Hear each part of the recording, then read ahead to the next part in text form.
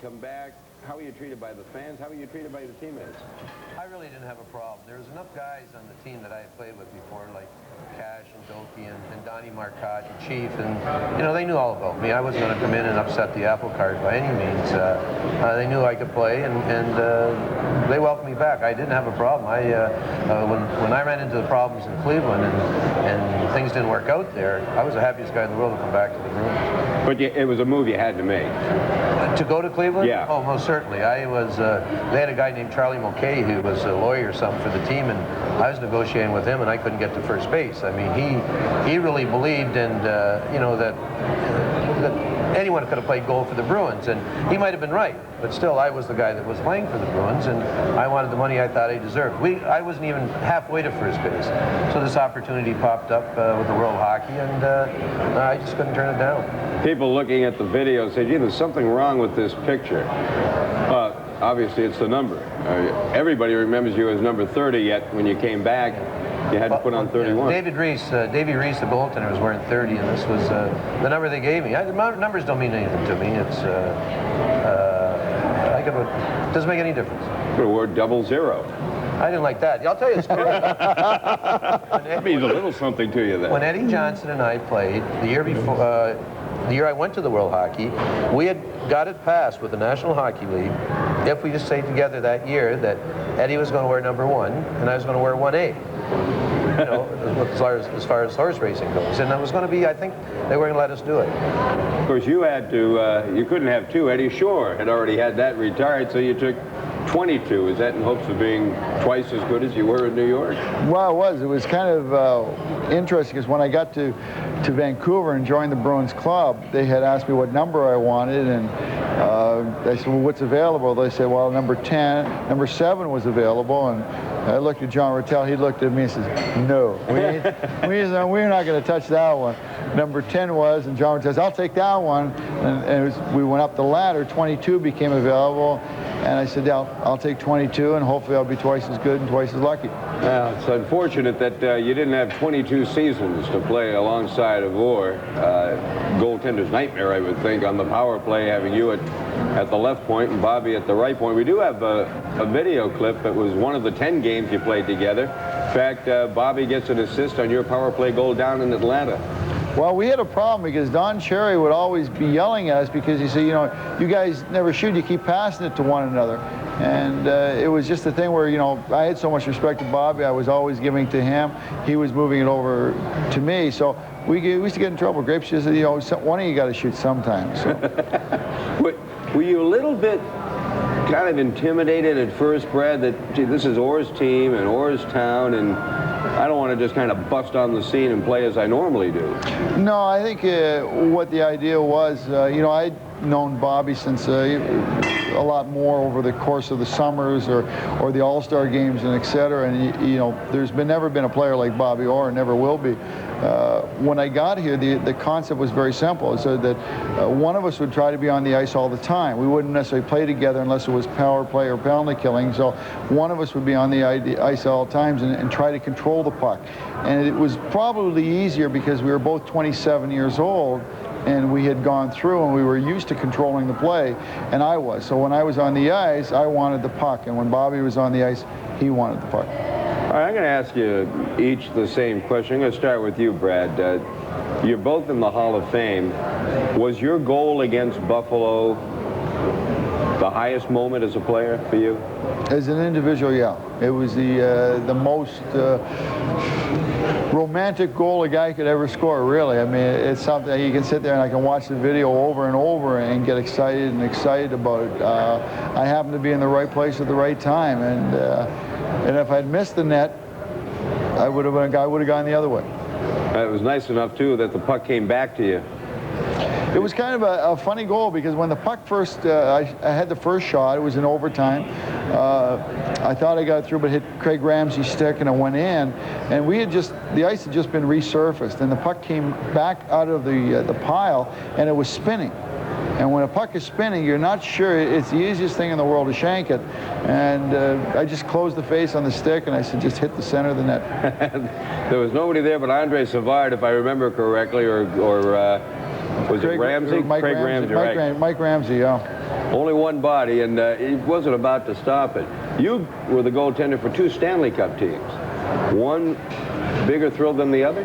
Well, the first Stanley Cup team that you play on, it's the most important. I mean, when you decide to become a hockey player, your ultimate goal is to win the Stanley Cup. So that happened the first year against St. Louis. And I think that was my biggest thrill. But I think because of I hate to say it this way, but the mismatch at that time in the finals with an expansion team and an established team, it was just a matter of time before we were going to win. I don't think we could have lost that series. So, you know, it really wasn't anticlimactical, but it was a fact that we were going to win it. And I hate to say this in front of Brad and all that, but really as an individual for a thrill, it was the shutout at Madison Square Gardens on the second Stanley Cup. The stitches on the goaltender's mask, you'll always be forever remembered as being one of the first creative goaltenders in terms of the mask.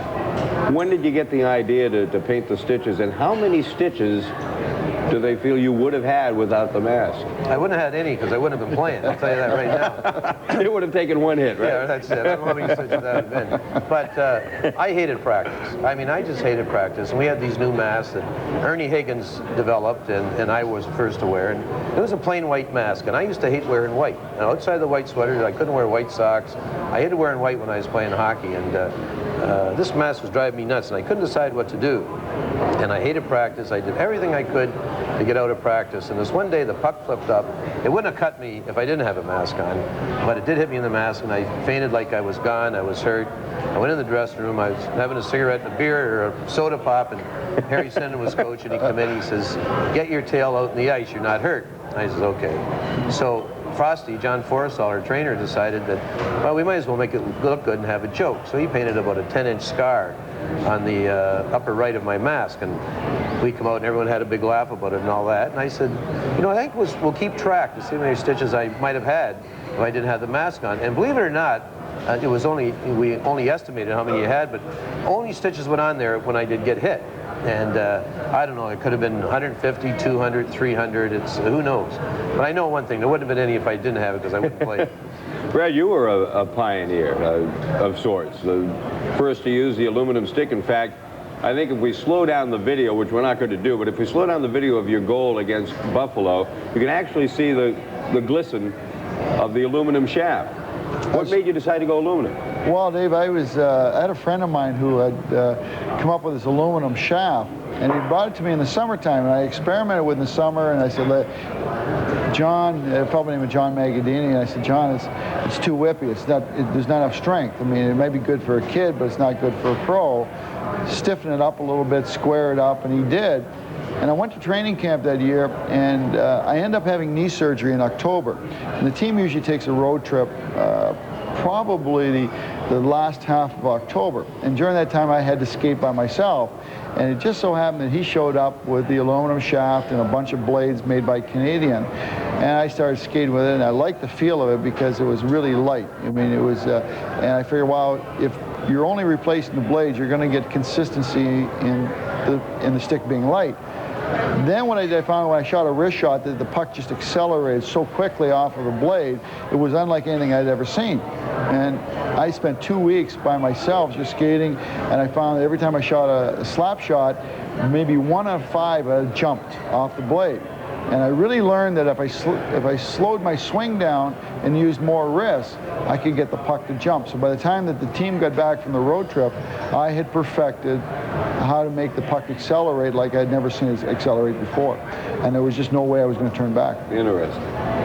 All right, we're going to take a break. Gosh, you can keep talking to these guys. We're going to let the folks here at the Sports Depot have a chance at the mic. Plus, we'll take a look at who this big shot of the week is as soon as we come back. You come back.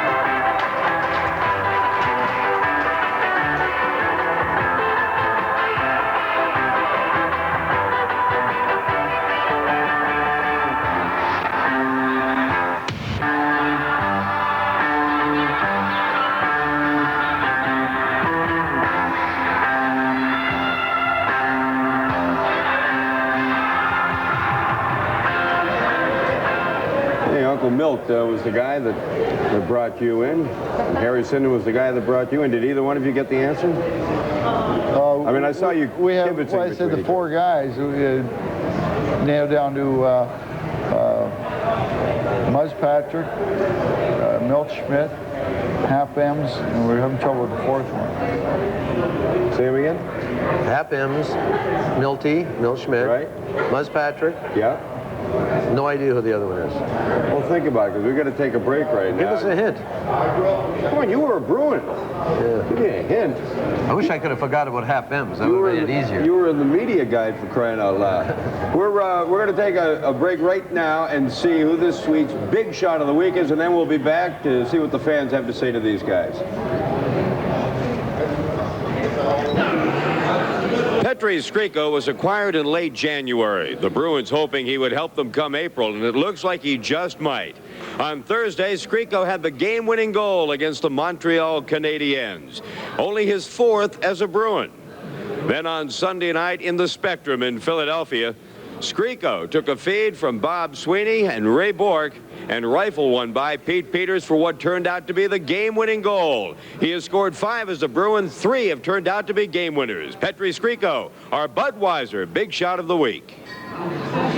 Guests appearing on Big Shots on Causeway received dinner for 2 at Lightships Restaurant, Boston's only year-round floating restaurant. And our guests also receive a Panasonic portable CD player, courtesy of B Goods in Pembroke. B Goods, where you pay for somebody else's mistakes, but not much. All right, welcome back. And it's that segment of Big Shots on Causeway when we give the folks here at the Sports Depot a chance to come up to the mic and talk to the guys. So let's go to the fans' microphone and see what we got going. Yeah. Hi, I have a question for Gerry. Why didn't you shake hands at the end of the playoffs?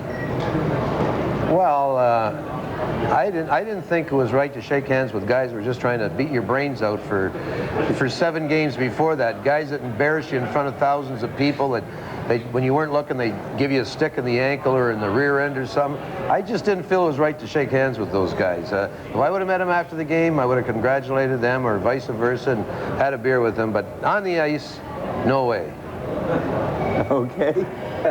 Did you have a running feud with any particular player in the league over your career? Not that I could know of. I mean, anybody drift through the crease that no. you just couldn't No, he stand met them beside all it? after. He knew them all. I knew them all. It was good. He knew them all. No, not really. On the ice, I didn't have anyone. I hated a lot of the guys that owned me. That's an awful lot of guys. But no, there's a lot of things said on the ice, but that's forgotten off the ice. I really can't remember feuding with anyone. How about you, Brad? Yeah, I guess to a certain extent. You know, you'd have running feuds. I know that when I was with the Rangers and that, I think I started my first exhibition game with Pye McKenzie, and I was standing in front of the net, and Pye just cold-cocked me. I was 20 years old, and you just kind of lock that in the back of your mind, you know. And now it's great because Pye's a terrific guy, and we're playing on the Bruins alumni team. But when you're 20 years old and some guy cold-cocks you, you just say, hey, whoa. You know that you've got to really pay particular attention to him. He said he was going to get you that game, too. Did he? Right off the bat. It's the first time. Imagine a rookie and I got. Hey, now that's flattery. It's a kind of a rough form of flattery, but that's flattery. You both went on to become coaches. You in Detroit, Brad, and Gerry, you with your club. Why did you decide to make that step? And do you regret having gone behind the bench? I don't know why I decided to do it, but I wish I had to do it again, I would. That's not fair to say. I had a great opportunity to coach here, and it was a lot of fun. And you forgot about one thing in the video you had of Brad scoring that goal. I was the guy who put him on the ice, no one else. I was coaching that game. But Brad was a great player to have. And you know what? When I look back at the coaching game, there's only one winner every year. There's only going to be one happy general manager every year, and that's the guy who's the general manager of the winning team. The other general managers are going to keep to look to improve, and rightfully so. I have no complaints with my 5 years coaching. My record was okay, and I enjoyed it and all that, but never again. How about you, Brad? I enjoyed it. I mean, I only had a 3-month stint at it. I ended up going back to Detroit. They had a last place club, and it was very easy to keep them there. I ended up, the politics kind of bothered me because I ended up with a general manager who wanted certain guys to play, and as a coach, I was there every day, and I said, these guys don't have the right to play. They haven't earned it. And that politics bothered me more than the actual coaching. I probably would have liked to have done it longer, but, you know, as Gerry said, there's a lot of insecurity in the job. And, you know, Gerry has 3 kids. I have 5 kids. It's very hard with that kind of insecurity to start moving your family all over the country. You know, it just doesn't make sense to pick them up and put them in schools, pull them out of schools, just so you can be a coach. All right, we've got to take a break again, but before we do, I want to ask you the same question and give me a 25 words or less response. Why is Mike Milbury so successful so far as his tenure of coaching the Bruins goes along? I believe that, you know, that Mike doesn't, he dots every I and crosses every T. I think he's well prepared all the time, and he's sort of ruthless a little bit, which is a good trait in a coach, and he gets his point across, but he's very thorough, and I think that's why he's successful. Brad? I broke Mike Milbury in. He was my defense partner. Mike was the guy that would do anything to win. He's a very intelligent guy. He's a great communicator because he'll say what's on his mind. I think that one of the things that he does was in a quote that I read last year when he was had benched Bob Sweeney. He said, Bob, you're playing okay, but okay is not good enough. That pretty much capsulizes how he approaches the coaching game. Yeah.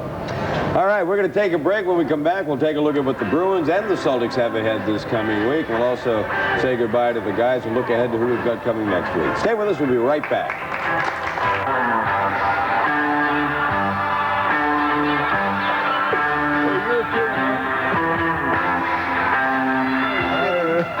Oh, gosh, I wish we had another half hour with these 2 guys. Before we say goodbye to them, let's take a look at what both the Bruins and the Celtics have going on the schedule this week. The Bees are going to be home on Thursday against Quebec, and then they'll be taking on Buffalo on Saturday before finishing out the weekend Sunday against the Washington Capitals down in Landover. The Celtics, on the other hand, they've got a strange schedule. Washington comes to the Garden on Wednesday, then they travel to Indiana on Friday, and they're off until next Thursday. When they go down to Miami, for some reason, they got a big donut in the schedule at this point. Well, look, before we go, what have you got going for yourself away from the rink? And I understand you got something going on the rink this summer, Brad. That's right, Dave. We have a company in Woburn called the Resource Group, where we handle a couple of evaluation tools that evaluate performance and also people. And this summer I'm running some hockey seminars up at Hockeytown in Saugus, 1 night a week for high school, college, and men's division. And I'm looking up at the camera here. Can we go back to that shot from behind me? Can you guys go back to that shot right behind?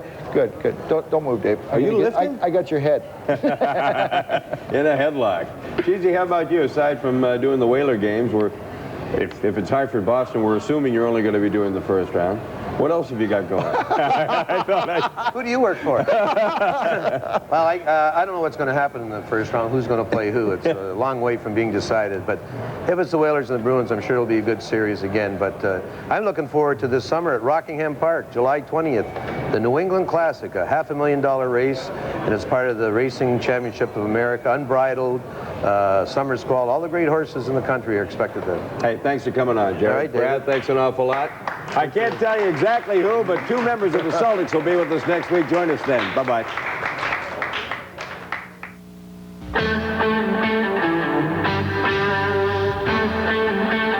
Shots on Causeway has been brought to you by Bud Light.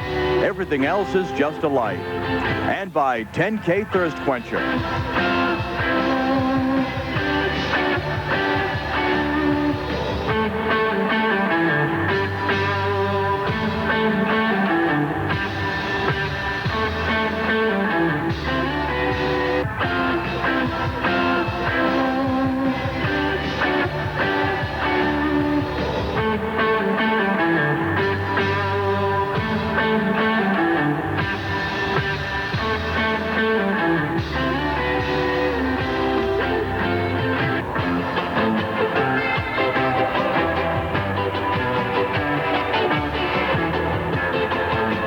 Shots on Causeway is a presentation of PM Sports Enterprise.